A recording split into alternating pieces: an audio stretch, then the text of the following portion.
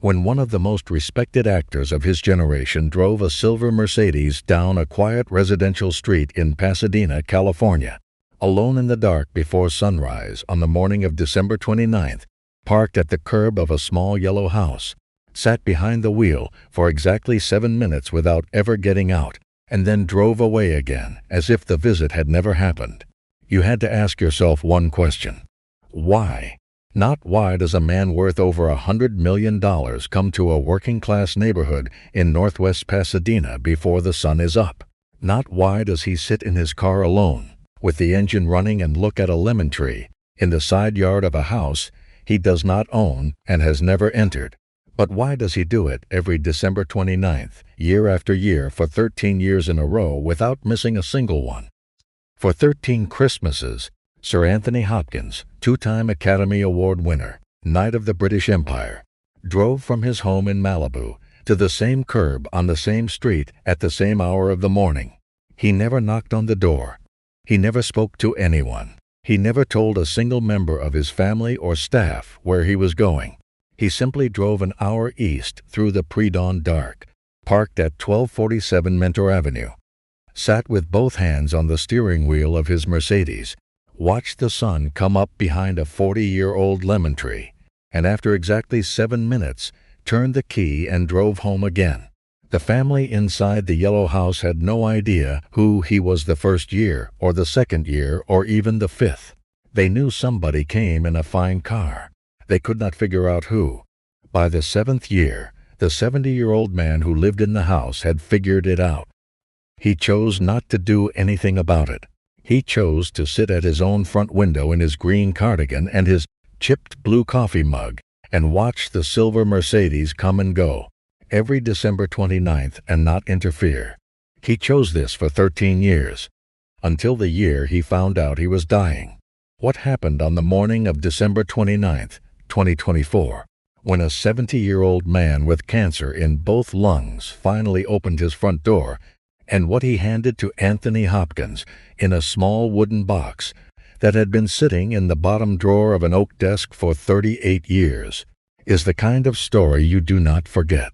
Stay with me for this whole video, because what was inside that box and what was written on a single page of a small leather notebook in handwriting that Anthony Hopkins had not seen in almost half a century is going to change the way you think about gratitude, about silence, and about the people in your own life who saved you without ever telling you they were doing it. To understand any of it, we have to go back to the worst morning of Anthony Hopkins' life. That morning was December 29th, 1975. He was 38 years old. He woke up that morning in the front seat of a rented blue Ford Mustang on the south side of Sunset Boulevard in Los Angeles. The car was parked at a steep angle to the curb. The right rear tire was flat. The driver's side window was rolled all the way down. He had no memory of how he had gotten there. He had been in Los Angeles for 14 months at that point. He had walked out of the National Theatre in London the year before, and out of his first marriage in the same week. He had told himself both decisions were made with a clear head. They were not. They had been made by a drink that had begun somewhere around his 35th birthday to make most of his important decisions for him. The drink was running things now. He could feel it running them. He could not see a way out from under it. He needed coffee. He climbed out of the Mustang and stood on the sidewalk and tried to remember which direction was east. The morning sun was already too bright. His wool jacket smelled like cigarettes and gin, and a third smell he could not place. A hand-painted plywood sign was leaning against a yellow fire hydrant on the corner of Sunset and Fountain. The sign promised free coffee at an AA meeting, starting in 11 minutes at a small Presbyterian church half a block south. Anthony Hopkins did not believe in AA. He had been raised in a Welsh Baptist church and had decided when he was 19 that he did not trust any room full of people who were going to ask him to stand up and talk about himself. But the sign said the coffee was free. So he walked. The meeting was in the basement of the church. Fluorescent lights that buzzed, a brown linoleum floor, 12 folding chairs in a sloppy circle around a braided rug. a metal coffee urn on a card table by the wall. Anthony sat down in the back row. He poured himself a paper cup of coffee. It was terrible coffee. He drank it. He poured a second. A thin black man from Inglewood, with a missing front tooth, told the room the story of how he had set his own house on fire, trying to dry a pair of trousers over a kerosene heater. A Korean War veteran in a faded Dodgers cap said his daughter had stopped taking his calls in 1971, and he was still hoping she would change her mind. A woman in a pink housecoat wept very quietly about her grandson, who would no longer meet her eye at the supermarket. Anthony Hopkins was about to leave when a small man in the front row turned around in his folding chair and looked directly at him. The small man was 60 years old. His skin was brown and weathered from 40 years on offshore oil rigs in the Gulf of Mexico. He had a thin white mustache and the bright, careful eyes of someone who had spent his life noticing things and not mostly saying them out loud. He wore a brown wool cardigan, and underneath the cardigan, an unfashionable yellow cravat. That morning was his 35th anniversary of being sober. The rest of the room had sung happy birthday to him before Anthony walked in. He looked at Anthony for a long moment. Then he said 3 words. "You are Welsh." He did not say it as a question. He said it as a fact that needed to be acknowledged before they could move on to whatever came next. Anthony Hopkins had not heard another person identify him as Welsh or even talk about Wales in 21 years. The recognition coming from a complete stranger in a Presbyterian basement in Hollywood on the worst morning of his life did something low and slow to his chest that he could not at the time put a word to. "Yes," he said, "I am Margam by the sound of it." Anthony stared at him. Margam was where he was born. Margam was a small town in South Wales that almost no American had heard of, and the few who had could not pronounce. "Yes," he said, "Margam Aberystwyth," the small man said, naming his own town. "Come with me, son. Let's get some breakfast. The coffee here is the worst coffee in California, and I've been drinking it every Monday since 1957. And I have not stopped complaining once." His name was Robert Llewellyn. Everyone in his A group called him Bobby. He drove an old yellow Plymouth Valiant, with a small St. Bridget medal hanging from the rearview mirror. He drove Anthony Hopkins 3 miles south to a 24-hour diner on Vermont Avenue called the Original Pantry. The pantry had been serving the same breakfast since 1924. The booths were red. The coffee cups were heavy white ceramic. There was no clock on the wall. Bobby took a booth by the window. He ordered 2 coffees, 2 plates of eggs over easy, and 2 slices of wheat toast. Then he listened. Anthony Hopkins talked for 4 hours. He talked about Laurence Olivier, who had brought him into the National Theatre at 27. He talked about his first wife Petronella, who had stopped waiting. He talked about his daughter Abigail, 6 years old, who lived in London, and whom he could not figure out how to love. He talked about his father Richard, who had baked bread in a small shop in Margam for 41 years, and died believing his son had thrown his life away. He talked about his mother in Port Talbot, whom he had not seen in 3 years. He talked about the steel plant in Margam that had closed in 1972 and taken half the town with it. He talked about the dream of being a great actor that he had not, in any of the last 14 months, been able to remember why he had ever had. Bobby Llewellyn drank his coffee. He ate his eggs. He did not interrupt once. When Anthony finally ran out of words, somewhere in the second hour of the second pot of coffee, Bobby paid the bill in cash. He stood up. He put on his cardigan. He laid a single $1 bill on the table beside the napkin holder for the waitress. Then he said one sentence, the only sentence he was going to say that morning that mattered. "You don't have to drink today. Just today." He drove Anthony back to the Mustang on Sunset Boulevard. He wrote a phone number on a folded slip of paper and pressed it into Anthony's hand. He looked Anthony in the eye for a long, deliberate moment, the way a man looks at something he has decided to be responsible for from now on. Then he got back in his Plymouth Valiant and drove away. Anthony Hopkins did not drink that day. He did not drink the next day. On the 3rd day, he called the number. Here is the part of this story that nobody, in 49 years had ever told Anthony Hopkins. Here is the part he was going to find out. For the first time on a December morning in 2024, when a dying man named Carl Henderson handed him a small wooden box across an oak desk in the back room of a small yellow house. But you need to know it now, because everything that follows depends on it. Bobby Llewellyn had not been at that AA meeting on the morning of December 29, 1975, by accident. He had been there to say goodbye. Bobby's wife of 31 years, a woman named Margaret Llewellyn, had died of lung cancer on October the 18th of that same year, 2 months and 11 days before Anthony Hopkins walked into the church basement looking for free coffee. Bobby had not handled it well. By the middle of November, he had bought a half bottle of Bushmills Irish whiskey at a liquor store on Colorado Boulevard. He had hidden the bottle behind a 5-pound bag of flour in his kitchen cabinet. He had decided, in the careful, private way that recovering alcoholics decide things, that he was going to drink it on the evening of December the 28th. The night before what would have been his 35th sobriety anniversary, because he could not bear to live one more year without her. He went to his Monday meeting on the morning of December 29th to say goodbye to everyone, before walking home and finishing the bottle. And then Anthony Hopkins, 38 years old and falling apart at the back of the room, sat down in the back row and drank a paper cup of bad coffee. But none of that was known on that December morning. Not to Anthony, not to anyone else in that basement. It would not be known for 49 years.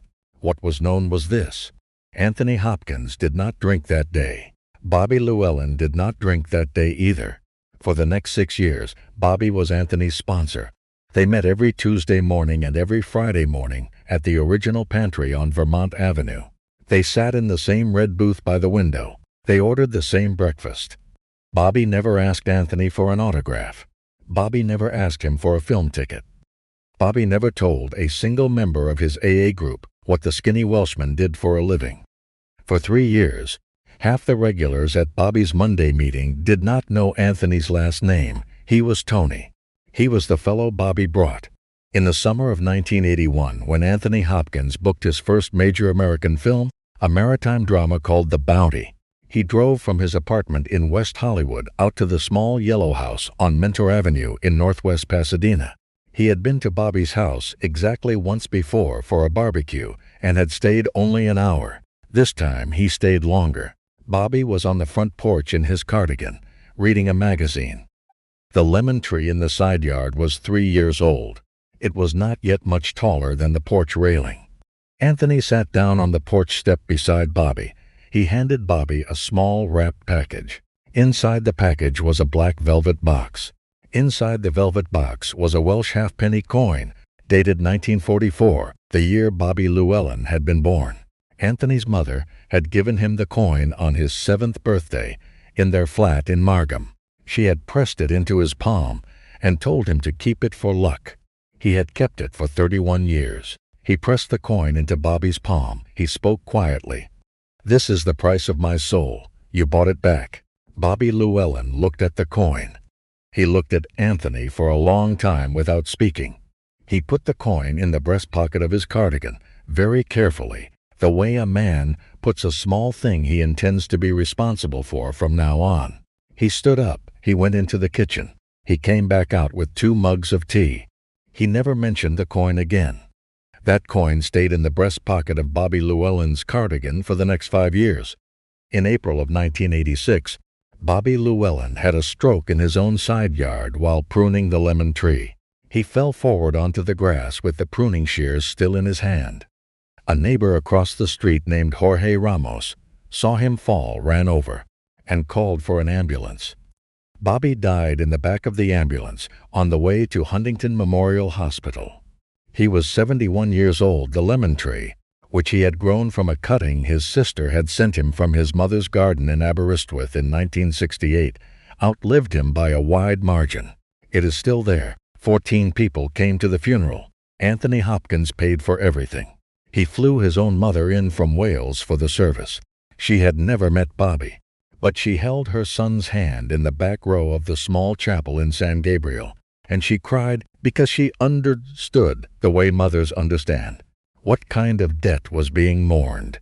Bobby left the small yellow house on Mentor Avenue in his will to a 32-year-old recovering alcoholic he had been sponsoring for 6 years.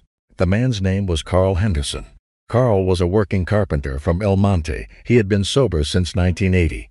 He was a quiet man by disposition. The will had one condition. The Tuesday night AA meeting Bobby had been running in the front parlor of 1247 Mentor Avenue since 1971 had to keep running. Every Tuesday at 7 o'clock, no exceptions. If Carl ever stopped hosting the meeting, the house would pass to the AA Central office and be sold. Carl Henderson moved in 3 weeks after the funeral. He did not miss a single Tuesday for the next 38 years. Not when his marriage ended in 1994. Not when his daughter, Brenda, was born in 1997.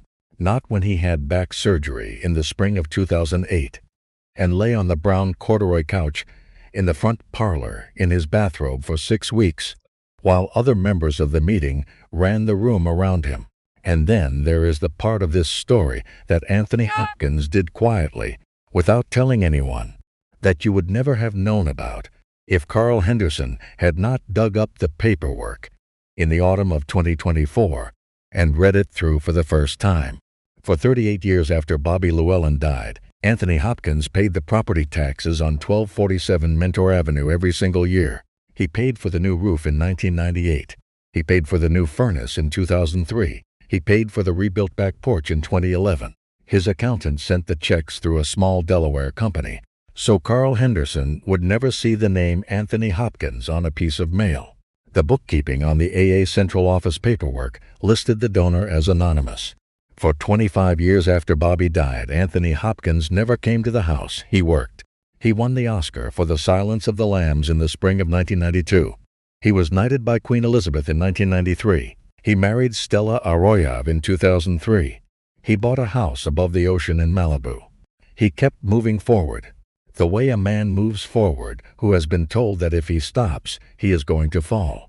Then on the 36th anniversary of his sobriety, in the dark before dawn on the morning of December 29, 2011, something inside Anthony Hopkins broke open. He could not say what. He woke up at 4:30 in the morning. He put on his peacoat over his pajamas.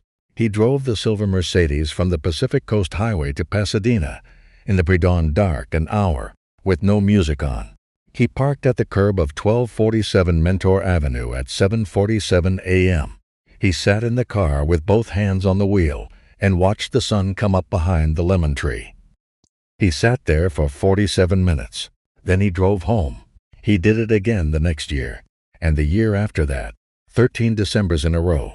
Same hour, same curb, same lemon tree. He never opened the door. He never knocked. He never spoke to anyone. Carl Henderson watched him from the front window every year, in the green cardigan and the chipped blue mug, and the two men did not exchange a single word for 13 years. In October of 2024, Carl Henderson went to Huntington Memorial Hospital for a cough that had not gone away. The doctor at Huntington gave him 90 days to live, maybe 100. The cancer was already in both lungs. There was no point in chasing it. Carl drove himself home that afternoon. He sat in Bobby's old reading chair by the front window. He looked out at the lemon tree for a long time. Then he made up his mind.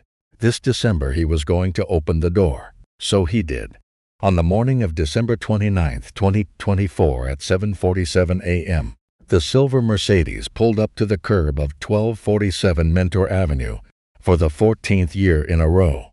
But this year at 7:48 the engine went quiet, the driver's side door opened, and Anthony Hopkins, 87 years old, in a navy peacoat and a pair of brown leather shoes he had been wearing in California since 1987, stepped out into the cool December sun. He carried a paper bag in his left hand from a bakery on Sunset Boulevard. He walked up the cracked concrete path. He climbed the 3 porch steps. Before he could knock, the front door opened. Carl Henderson stood in the doorway in his green wool cardigan. He was thinner than he had been in October. He held the doorframe with one hand for balance. "Sir Anthony," Carl said, "please come in this year. I have something to give you that I should have given you a long time ago."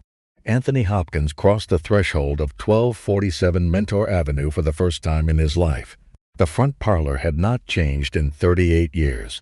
The same Zenith radio sat on the same dark end table. The same crocheted afghan was folded over the same brown corduroy couch. The same circle of folding chairs stood arranged around the same braided rug. And on the wall above the radio, in a dark cherry frame, was a black and white photograph that Anthony Hopkins had never seen before. It showed a woman in her early 50s, dark hair pulled back, kind eyes, the faint soft weariness in the face that a long marriage can leave behind. Anthony stopped in front of the photograph. "Margaret Llewellyn," Carl said behind him. "She died in October of 1975, lung cancer, 2 months before Bobby met you." Anthony Hopkins set the bakery bag down on the end table beside the Zenith. He had not known. He had not, in 49 years, ever asked Bobby why Bobby had been sitting in the front row of a Hollywood church basement on the worst morning of Anthony's life. He had simply assumed the way people assume things when they have been pulled out of deep water, that the man who pulled them out had come to the river that morning to pull people out. He stood in front of the photograph for a long moment without saying anything. "Come on, Sir Anthony," Carl said gently. "Back room, it's time." The back room was small, dark wood paneling on the walls from a 1962 remodel, a single window that looked out at the lemon tree, an oak roll-top desk against the south wall, the same desk where Bobby had paid his bills and balanced his checkbook for 30 years. Carl pulled out the wooden chair. He motioned for Anthony to sit. Anthony sat. Carl bent down slowly, the way a 70-year-old man with cancer in both lungs bends down, and pulled open the bottom drawer of the desk.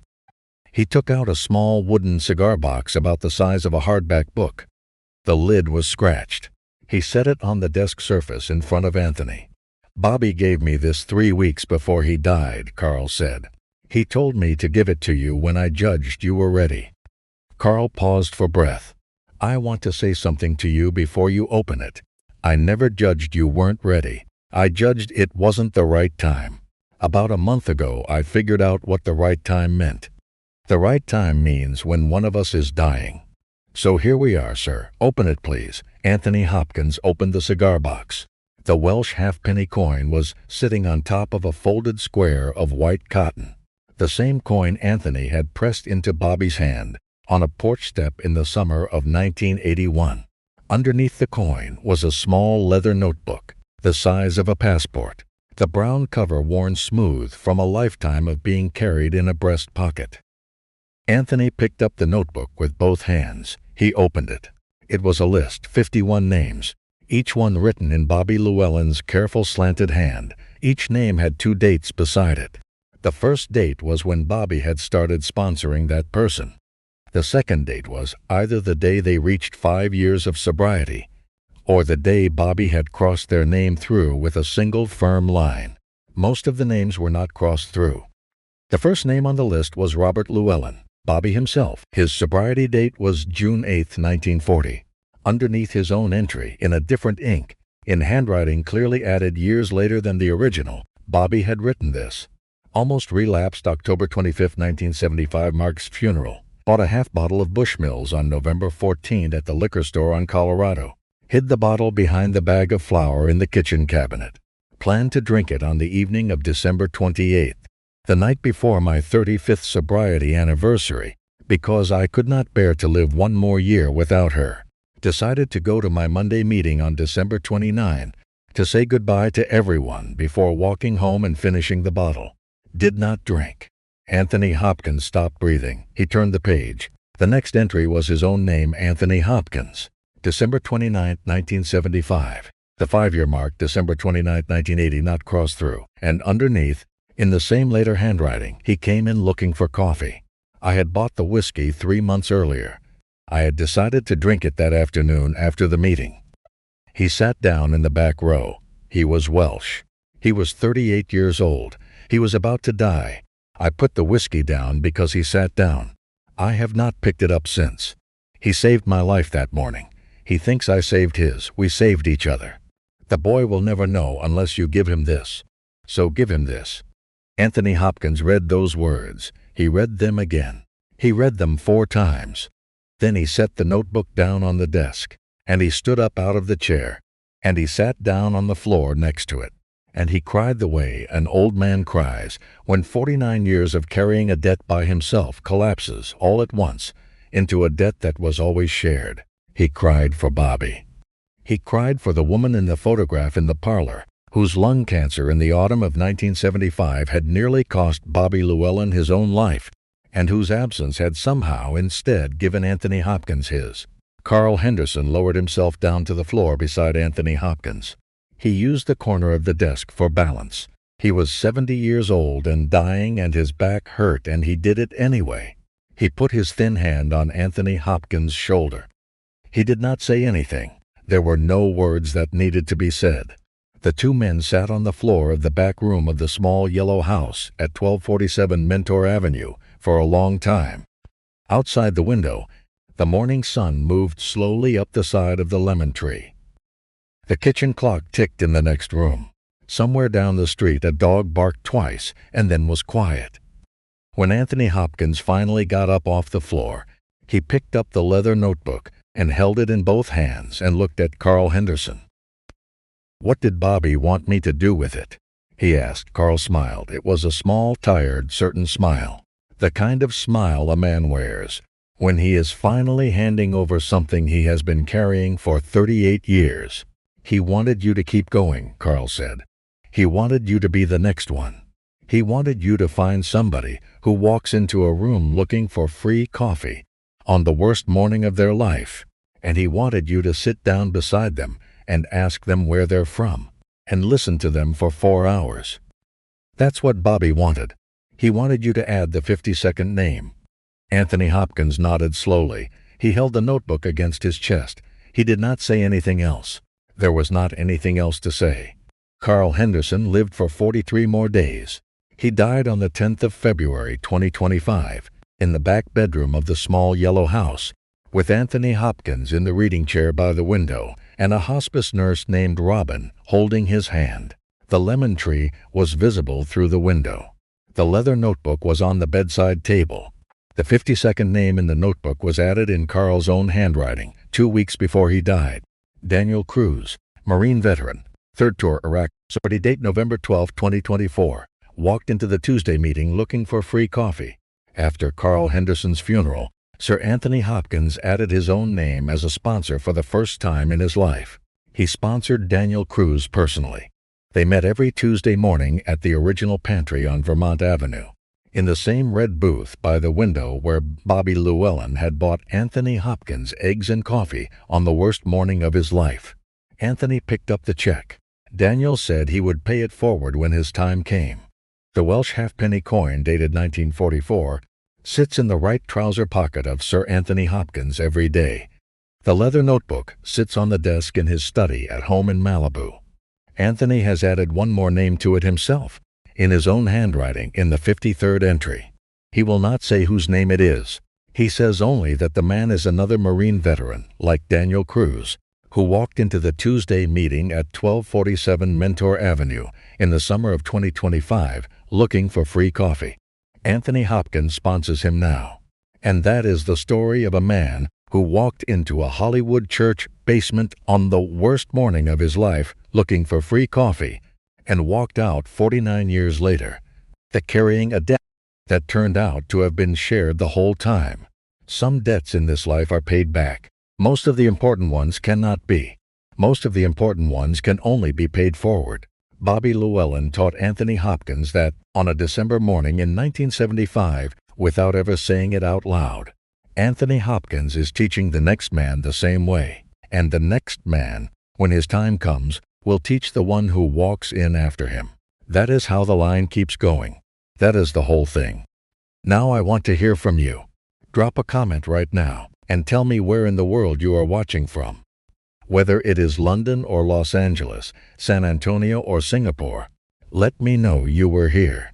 We read every single one of these comments, and we love knowing where this story has traveled to. And if this story moved you, if it reminded you of somebody who once sat down beside you on the worst morning of life and listened to you for 4 hours without interrupting, please hit that like button right now. It takes 1 second. It helps stories like this one reach the people who need them today. And maybe, just maybe, it reminds you to pick up the phone and call the person who did that for you while you still can.